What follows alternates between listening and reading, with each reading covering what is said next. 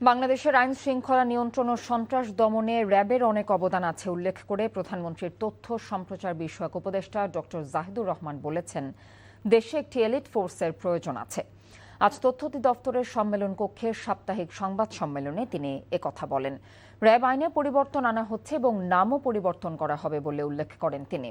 তথ্য উপদেষ্টার পাশাপাশি তথ্য সম্প্রচার মন্ত্রী জহিরুদ্দিন স্বপনও সংবাদ সম্মেলনে বক্তব্য রাখেন। তিনি বলেন, কোনো সাংবাদিকের বিরুদ্ধে অভিযোগ থাকলে তার বিচার হবে, তবে তাদের বিরুদ্ধে মিথ্যা অভিযোগে মামলা হলেও সেটিও সমর্থনযোগ্য নয়।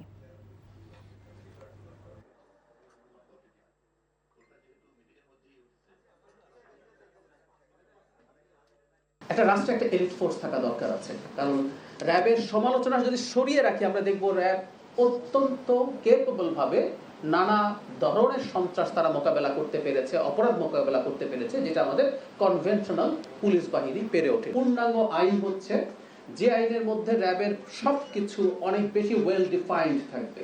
এক অর্থে সেইভাবে র্যাব থাকছে না এবং নামও সম্ভবত পাল্টে যাচ্ছে। আমাদের সকলের সর্বসম্মতভাবে এখানে একটা গ্রহণযোগ্য একটা রেগুলেশন থাকা দরকার, নট নিয়ন্ত্রণ, যেটা আমাদের সকলের স্বার্থকে সংরক্ষণ করবে। একটা ইউনিফর্ম রেগুলেশনের মধ্যে রাখার জন্য আমরা একটা মিডিয়া কমিশন গঠন করতে প্রতিশ্রুতি ঘোষণা করেছি।